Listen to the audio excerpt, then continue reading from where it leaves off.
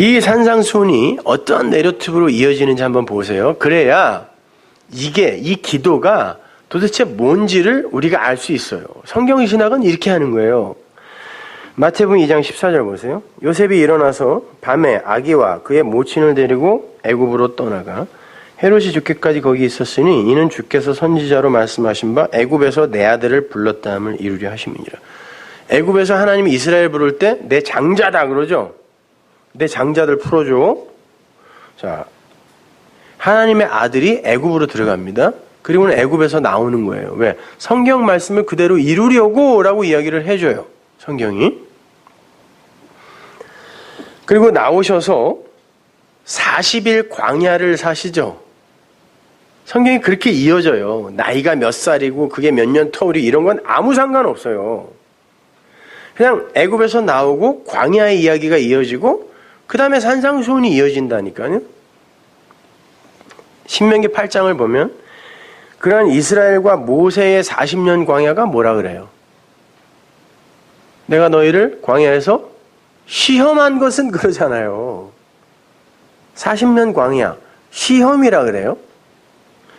마태복음 4장 1절 보세요. 애굽에서 나온 예수님이 그때 예수께서 성령에게 이끌려 마귀에게 시험을 받으러 광야로 가사 40일을 밤낮으로 금식하신 후에 주일이신지라.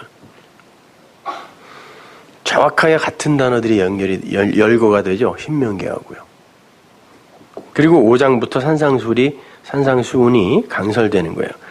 그 산상수훈은 두말할 것 없이 율법이니까, 율법의 뒤에 5개니까 신의 산에서의 하나님의 율법 수요를 가리키는 거겠죠. 당연히. 광야에서 40일 시험 받고 산에 올라갔단 말이에요. 그리고는 거기서 율법을 이야기하신다니까요. 모세가 시내산에서 율법을 받아 내려와서 그 율법을 이스라엘에게 전달해요. 어떻게? 12로 재편을 해서 그들에게 율법을 40년 광야 동안 가르친단 말이에요. 모세가 시내산에 올라가서 40일간 머물면서 하나님으로부터 율법을 받아 내려와 땅에다가 율법을 던진 사건과 이 산상수훈의 이야기는 데칼코마니 같은 거예요. 이렇게 쫙 붙이면 하나로 합쳐지는 거예요.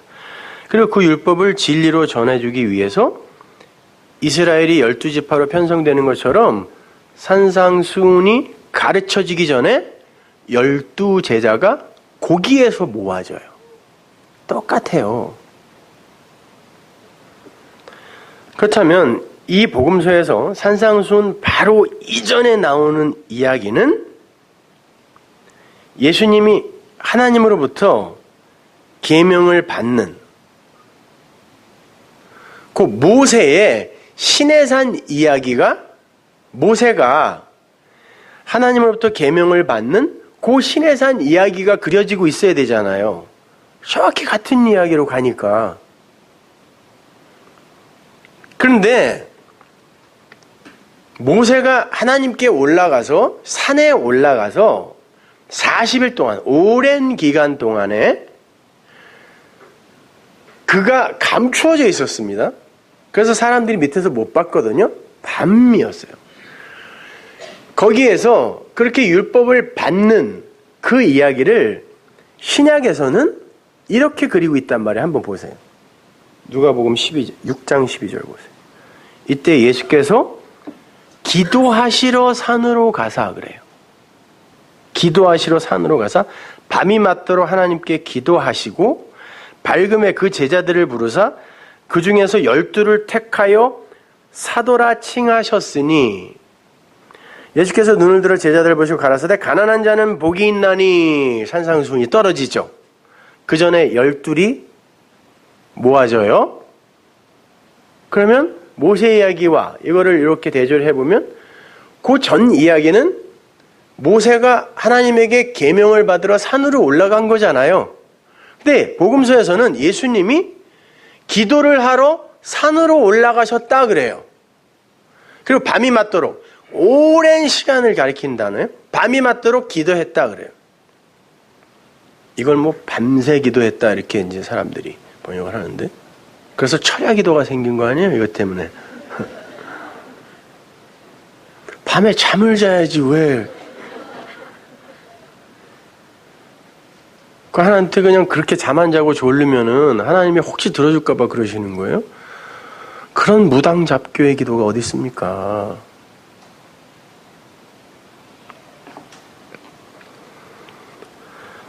자, 이 단어 여기에서 예수님이 기도하시러 산으로 올라가셨다 해서 이 기도가 프로슈코마예요. 오늘 우리가 공부하는 바로 그 단어예요. 그 산에 올라가서 하나님께서 기도를 하셨는데 그리고는 밝아졌어요.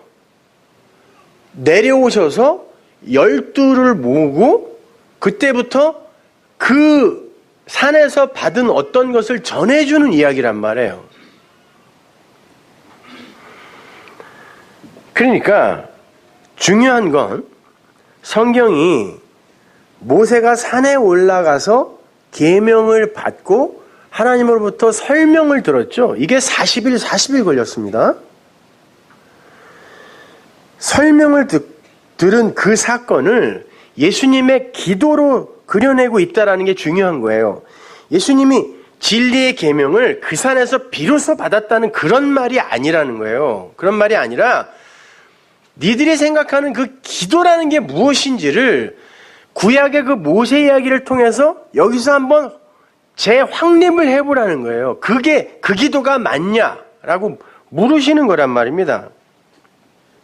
기도, 그 프로시코마이는 제가 여러 번 설명해 드렸지만 프로스, 그런 전치사가 앞에 붙어 있는 거예요. 어디를 향하여, 슈코마이, 원하다, 간절히 원하다, 간절히 바라다, 그리고 어디를 향하여 신앙 고백을 하다라는 뜻이에요. 프로시코마이라는 단어 자체가. 성경에는 구하다, 간구하다, 기도하다 이 단어가 여러 개로 쓰여요. 간구하다, 구하다 이건 뭐 아이테어로도 쓰이고 제테어로도 쓰이고 다른 단어도 많이 쓰인다고요. 근데 프로시코마이는 그렇게 뭐를 열심히 졸라서 얻어내는 그런 개념으로 쓰이지가 않는다니까요. 내가 받은 신앙, 그것을 누군가에게 흘려주고 고백하는 거. 그리고 무엇을 향하여 간절히 그렇게 되기를 원하는 걸 프로시코마이라 그래요. 그런데 한번 보란 말이에요. 피조물이라는 존재가 자기가 알지도 못하는 그 하나님이라는 분에게 먼저 무엇을 구할 수 있는 존재입니까? 프로슈커마이라는 건 어떤 존재가 어떤 대상을 향하여 나는 네가 그렇게 됐으면 좋겠어. 내 원함은 이거야. 라고 하실 수 있는 분은 창조주밖에 없다니까요. 먼저 1차적으로. 창조주가 자기가 만든 피조물들에게 프로스, 향하여 나는 네가 이렇게 되었으면 좋겠어. 라고 마음을, 자기의 뜻을 그렇게 밝히는 거, 이걸 프로슈코마이라 그래요. 그러면 그 뜻을 내가 깨달아 알았어요. 진리로. 성령에 의해서. 아, 그분이 나에게 원하는 게 이거야? 하나님이 나에게 간섭하시기 전에는 그걸 알 수가 없어요. 우리는 비전 먼지니까. 근데 하나님이 나에게 간섭하셔서 내가 너에게 원하는 게 이거야. 내가 너에게 주려고 하는 게 이거야. 라고 말씀을 해주셨을 때 내가 그렇게 됐으면 좋겠어요. 하나님이 나에게 주시려고 하는 게 그거예요. 그러면 하나님 당연히 그거 주셔야죠. 라고 할 때, 반응할 때 이걸 내 신앙 고백이라고 하고 이걸 기도라고 하는 거예요.